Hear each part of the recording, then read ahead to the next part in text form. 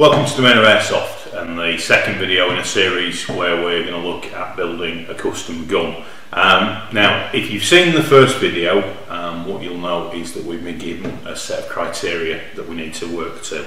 Now I think in the first video I actually said there was 4 criteria. There isn't, there's actually 5. And those were: 1, the guy we're building this gun for has a number of M4 mags which he wants to use. So we're going to use an M4 as a base model, so that's how we're ticking that box. Secondly, he likes the AK as well, so we're going to try and build in something related to the AK. Thirdly, he's got a load of stick batteries that he wants to be able to use, so we've got to incorporate those. He's quite a big guy, so we need a gun that's quite chunky and quite long, so it actually looks right in his hand. And finally, he does like wearing full face masks, but he also wants to use a red dot scope. So we've got to try and incorporate a red dot scope in a way that he can use it with a full face mask. Okay, so that's what we're working with. So we'll take those a step at a time, and we'll show you how we're going to tick them off for him. Right, the first thing that we're going to look at is the front end and what are we going to put on there. Now, as I say, he is quite a tall guy. We need something that's fairly long, and we're also going to incorporate a little bit towards the AK in this part as well. So what we've chosen to go for is this as a front end. Okay, now that's made by Mad Bull. It's a pretty bog standard free floating rail. But to be a little bit different, what we're also going to incorporate is this, which is the suppressor off an AK-74. Okay, so there's your AK bit.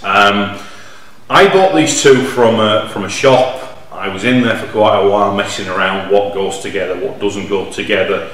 By chance did that, and they actually fit perfectly together, as you can see from this close-up.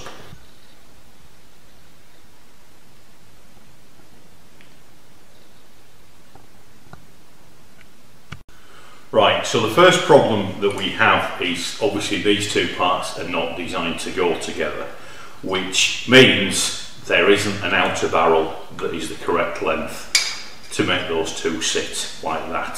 So what we've got here is the old barrel of the gun, the one that we stripped down, and what we're going to have to do is actually mark this to the right length. So the barrel's going to sit,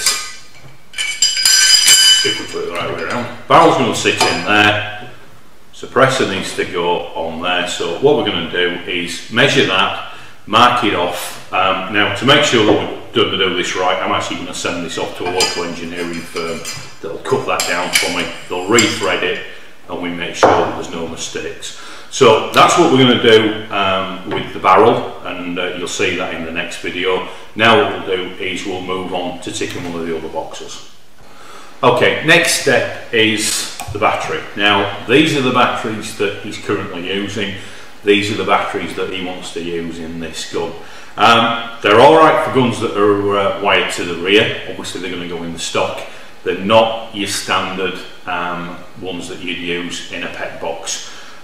So, that's a PEC box. That's normally what you'd attach to the front of the gun if you're going to wire a battery in there.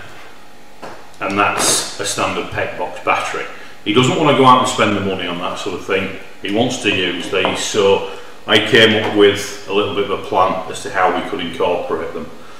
Now, this is the stock that we took off the gun. I actually had a spare one in the shed that I've been doing some work with to see if I could get it right. So I took an old stock, and what I also took was a torch. I picked this up quite cheaply in a local filling station, and basically what I've done is I've cut the stock along there, just keeping the top part. Okay, cut the torch in half and actually attached half the torch in there, half the torch in there, and what I came up with was this. Okay, so this is going to be our battery case. Looks like a torch. It's going to attach to the side of the rail. Quite simply, we'll be able to screw off the back of the torch, put the battery in there, and away we go. So quite an ingenious little way of doing it. not cost us £3 for the torch. Other than that, we built a peg box that he can use, and he can use his batteries on. So we'll see what else we come up with. Okay, now with regards to the red dot sight that he wants to use, as I say, he does like using full face masks. If you've ever played with a full face mask on, you know it's quite difficult to actually get down to a scope. So hopefully you'll remember this from the first video. This is the handle, and it's also the rear part of the sights off the M4 carb.